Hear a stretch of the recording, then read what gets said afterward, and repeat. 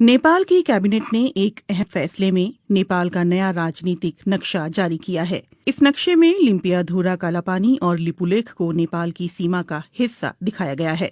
नेपाल की कैबिनेट ने इसे अपना जायज दावा करार देते हुए कहा कि महाकाली यानी शारदा नदी का स्रोत दरअसल लिम्पियाधुरा ही है, जो फिलहाल भारत के उत्तराखंड का हिस्सा है। भारत इससे इनकार करता रहा है। नेपाल की कैबिनेट का फैसला भारत की ओर से लिपुलेख इलाके में सीमा सड़क के उद्घाटन के 10 दिनों बाद आया है। लिपुलेख से होकर ही तिब्बत चीन के मानसरोवर जाने का रास्ता है।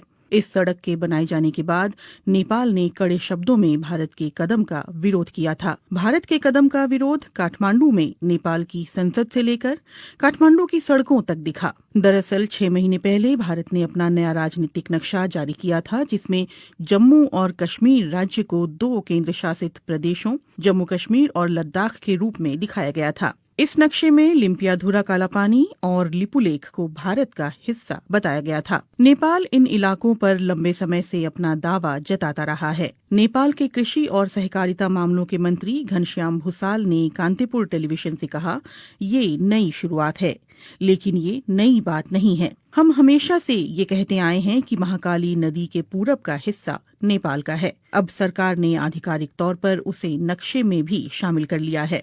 हालांकि घनश्याम भूसाल ने ये भी कहा है कि इस मसले पर आधिकारिक हल के लिए भारत के साथ कूटनीतिक बातचीत जारी रहेगी। माना जा रहा है कि दोनों देशों के बीच विदेश सचिव स्तर की बातचीत कोविड-19 संकट के खत्म होने के बाद हो सकती है। सोमवार को हुए नेपाली कैबिनेट के फैसले के बाद माना जा रहा है कि नेपाल की सरकार अपने अधिकारियों और स्थानीय निकायों को सरकारी दफ्तरों में इस नए नक्शे के इस्तेमाल के लिए कहेगी। इस नक्शे को शैक्षणिक संस्थानों में भी पढ़ाया जाएगा और दूसरे साझेदारों के साथ शेयर किया जाएगा। कालापानी और गुंजी के रास्ते लिपुलेख तक नई सड़क के उद्घाटन के भारत के एक तरफा फैसले के बाद नेपाल ने कालापानी और लिपुलेख क्षेत्रों पर अपने पुराने दावों को फिर दोहराया और काठमांडू में भारत के राजदूत और भारतीय विदेश मंत्रालय को नेपाल की चिंताओं से अवगत कराया था। इससे पहले नेपाल ने कहा था कि भारत ने जिस सड़क का निर्माण उसकी जमीन पर किया है, वो जमीन भारत को लीज पर तो दी जा सकती है, लेकिन उस पर दावा नहीं छोड़ा जा सकता। बुधवार को लिपुलेख विवाद पर नेपाल के प्रधानमंत्री केपी शर्मा ओली ने एक सर्वदलीय बैठक बुलाई थी, जिसमें पूर्व प्रधानमंत्रियों ने भी हिस्सा लिया था। लिपुलेख वो इलाका है जो चीन, नेपाल और भारत की सीमाओं से लगता है। लिपुलेख में कथित अतिक्रमण के मुद्दे को लेकर नेपाल में भारत विरोधी प्रदर्शनों का सिलसिला भी जारी है। नेपाल के प्रधानमंत्री केपी शर्मा ओली की सरकार ने इस सिलसिले में भारत के समक्ष लिपुलेख इलाके पर नेपाल के दावे को दोहराते हुए कड़े शब्दों में कूटनीतिक विरोध दर्ज कराया है। उत्तराखंड के धारचूला के पूरब में महाकाली नदी के किनारे नेपाल का दारचूला जिला पड़ता है। महाकाली नदी नेपाल भारत की सीमा के तौर पर भी काम करती है। नेपाल सरकार का कहना है कि भारत ने उसके लिपुलेख इलाके में 22 किलोमीटर लंबी सड़क का निर्माण किया है। नेपाल ने पहले भी साल 2019 के नवंबर में भारत के समक्ष अपना विरोध जताया था। साल 2015 में जब चीन और भारत के बीच व्यापार और वाणिज्य को बढ़ावा देने के लिए समझौता हुआ था, तब भी नेपाल ने दोनों देशों के समक्ष आधिकारिक रूप से अपना विरोध दर्ज कराया था। भारत चीन के बीच हुए समझौते को लेकर नेपाल ने पहले भी साल 2019 के नवंबर में भारत के समक्ष अपना विरोध जताया था। साल 2015 में जब चीन और भारत के बीच व्यापार और वाणिज्य को बढ़ावा देने के लिए समझौता हुआ था, तब भी नेपाल ने दोनों देशों के समक्ष आधिकारिक रूप से अपना विरोध दर्ज कराया था। नेपाल का कहना है कि इस समझौते के लिए ना तो भारत ने और ना ही चीन ने उसे भरोसे में लिया, जबकि प्रस्तावित सड़क उसके इलाके से होकर गुजरने वाली थी। इस सप्ताह जब काठमांडू में भारत विरोधी प्रदर्शन अपने चरम पर थे, तो नेपाल ने बुधवार को एक और बड़ा फैसला किया। उसने पहली बार महाकाली नदी से लगे सीमावर्ती इलाके में आर्म्ड पुलिस फोर्स एपीएफ की एक टीम भेजी है। कालापानी से लगे छांगरू गांव में एपीएफ ने एक सीमा चौकी स्थापित की है। एपीएफ का ढांचा भारत के सशस्त्र सीमा बल और भारत तिब्बत सीमा पुलिस की तरह ही है। साल 1816 में हुई सुगौली की संधि पर दस्तखत के 204 साल बाद नेपाल ने आखिरकार 3 देशों की सीमा से लगने वाले अपने इस इलाके की सुरक्षा के लिए कदम उठाया है। 2 साल तक चले ब्रिटेन नेपाल युद्ध के बाद सुगौली की संधि हुई थी, जिसके तहत महाकाली नदी के पश्चिमी इलाके की जीती हुई जमीन पर नेपाल को अपना कब्जा छोड़ना पड़ा था। कालापानी विवाद के बाद इस सप्ताह लिपुलेख को लेकर काठमांडू में हुए विरोध प्रदर्शन और भारत नेपाल के कूटनीतिक घमासान से एक बार फिर दोनों देशों के संबंधों में खटास आ गई है। हालांकि विवाद के कुछ एक मुद्दों को छोड़ दें तो दोनों देशों के संबंध हाल के समय में तकरीबन मधुर ही रहे हैं। इसी महीने प्रधानमंत्री नरेंद्र मोदी और केपी शर्मा ओली ने कोविड-19 की महामारी के खिलाफ एकजुट रहने की प्रतिबद्धता जताई थी, लेकिन लिपुलेख में भारत के सड़क बनाने की घटना ने कई नेपालियों को नाराज कर दिया है। यहां तक कि प्रधानमंत्री केपी शर्मा ओली को ये स्पष्ट करना पड़ा कि नेपाल अपनी जमीन का 1 इंच भी नहीं छोड़ेगा।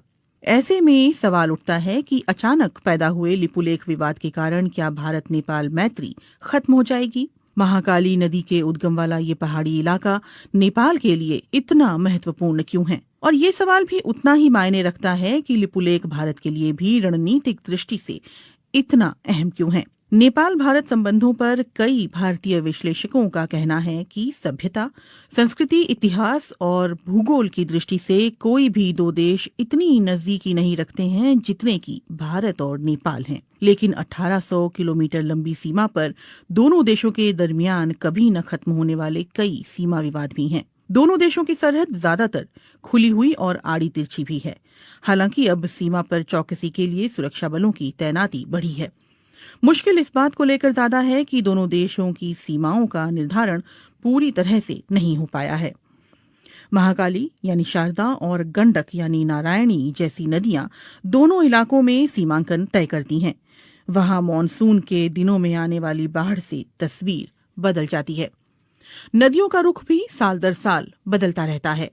कई जगहों पर तो सीमा तय करने वाले पुराने खंभे अभी भी खड़े हैं, लेकिन स्थानीय लोग भी उनकी कद्र नहीं करते। सामान्य परिस्थितियों में लोगों का एक देश से दूसरे देश आना जाना लगा रहता है। भारत और नेपाल के सर्वे अधिकारी और टेक्नीशियंस सालों की साझा कोशिश के बावजूद अभी तक कोई ऐसा नक्शा नहीं बना पाए हैं जिस पर दोनों देश सहमत हों। नेपाल के सर्वे विभाग के पूर्व महानिदेशक बुद्धिनारायण श्रेष्ठ की रिपोर्ट के मुताबिक साल 1850 और 1856 में भारत और नेपाली अधिकारियों ने मिलकर एक नक्शा तैयार किया था। बुद्धिनारायण श्रेष्ठ के मुताबिक महाकाली नदी लिम्पियाधुरा कालापानी से उत्तर पश्चिम में 16 किलोमीटर दूर से निकलती है और सुगौली की संधि में इस नदी को दोनों देशों की सरहद करार दिया गया था।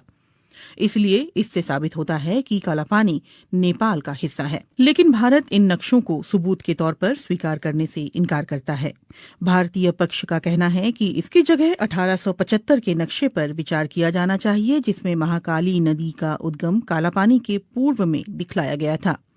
गौरतलब है कि 1875 के नक्शे पर नेपाल के दस्तखत नहीं हैं। काठमांडू में इस मामले पर जानकारी रखने वाले अधिकारियों का कहना है कि नेपाल और भारत की सीमा के निर्धारण का काम ज्यादातर पूरा कर लिया गया है। हालांकि नदी वाले इलाकों में ये काम पूरा नहीं हो पाया है। नेपाल की पश्चिमी सीमा पर महाकाली नदी और दक्षिणी सीमा पर गंडक नदी दोनों देशों की सीमा निर्धारण करती है, लेकिन यहाँ नक्शा तय करने का काम अभी भी अधूरा है। दोनों देशों के सर्वे अधिकारी और टेक्नीशियंस महाकाली और गंडक नदी पर सीमांकन के बिंदुओं के निर्धारण पर सहमत नहीं हो पा रहे हैं, क्योंकि नदियों के बहाव की दिशा बदलती रहती है। इन नदियों का रुख बीते दशकों में लगातार बदलता रहा है। लिपुलेख का विवाद ऐसे ही इलाके से जुड़ा हुआ है। नेपाल का कहना रहा है कि लिपुलेख पर्वत महाकाली नदी के पूर्व में स्थित है, जिसकी वजह से कुदरती तौर पर ये इलाका नेपाल का हिस्सा बन जाता है, और ये बात सुगौली की संधि में भी साफ तौर पर कही गई है। एनसाइक्लोपीडिया ब्रिटानिका के अनुसार सुगौली की संधि से ब्रिटेन नेपाल युद्ध की औपचारिक तौर पर समाप्ति हुई थी। संधि की शर्तों के तहत नेपाल ने तराई के विवादास्पद इलाके और महाकाली नदी के पश्चिम में सतलुज नदी के किनारे तक जीती हुई जमीन पर अपना दावा छोड़ दिया था। अगर सुगौली की संधि ये स्पष्ट रूप से कहती है कि महाकाली नदी का पूर्व का इलाका नेपाल का है, तो फिर समस्या कहाँ है? नेपाली इतिहासकारों और सर्वे अधिकारियों का कहना है कि दोनों देशों के बीच गलतफहमी इस बात को लेकर है कि महाकाली नदी का उद्गम स्थल कहाँ है और विवाद की जड़ यही है। इसीलिए सवाल उठता है कि महाकाली नदी कहाँ से निकलती है, लिम्पियाधुरा की पहाड़ियों से या फिर लिपुलेख से। गुंजी गांव के पास जहां लिपुलेख जाने वाली सीमा सड़क बीते शुक्रवार खोली गई थी, वहां दो छोटी नदियां आकर मिलती है। एक धारा दक्षिण पूर्व के लिम्पियाधुरा की पहाड़ियों से निकलकर आती है, तो दूसरी धारा दक्षिण में लिपुलेख से आती है। नेपाल के विशेषज्ञ और अधिकारियों का कहना है कि महाकाली नदी लिम्पियाधुरा से निकलकर उत्तर पश्चिम में भारत के उत्तराखंड की ओर बढ़ती है, लेकिन इसके ठीक उलट भारतीय पक्ष का कहना है कि महाकाली नदी का रुख नेपाल की ओर उत्तर पूर्व में है। उनका कहना है कि लिपुलेख से निकलने वाली जलधारा ही दरअसल महाकाली नदी का स्रोत है और इसी से दोनों पड़ोसी देशों की सीमाओं का निर्धारण होता है। 8 मई को लिपुलेख के लिए सड़क मार्ग खोले जाने के बाद आई नेपाल की कड़ी प्रतिक्रिया पर भारत ने इस फैसले का बचाव करते हुए कहा कि किसी भी नेपाली क्षेत्र का अतिक्रमण नहीं किया गया है और ये सीमा सड़क कैलाश मानसरोवर की पारंपरिक धार्मिक यात्रा के रूट पर ही बनाई गई है। लेकिन नेपाली इतिहासकारों, अधिकारियों और जहां से भारत ने 8 मई को लिपुलेख जाने वाली सड़क का रास्ता खोला है, यानी गुंजी गांव के लोगों का ये कहना है कि नेपाली पक्ष के पास इस बात को लेकर पर्याप्त सबूत हैं कि सुगौली की संधि के अनुसार लिपुलेख और उस इलाके के कई गांव नेपाली क्षेत्र में आते हैं। विवाद दूसरे इलाकों को लेकर भी है। नेपाल की सरकार लगातार इस बात पर जोर देती रही है कि लिपुलेख और गुंजी गांव के अलावा भारत ने महाकाली नदी के उत्तर में उससे लगे कई इलाकों पर भी अपना कब्जा कर रखा है, जिसमें कालापानी भी शामिल है।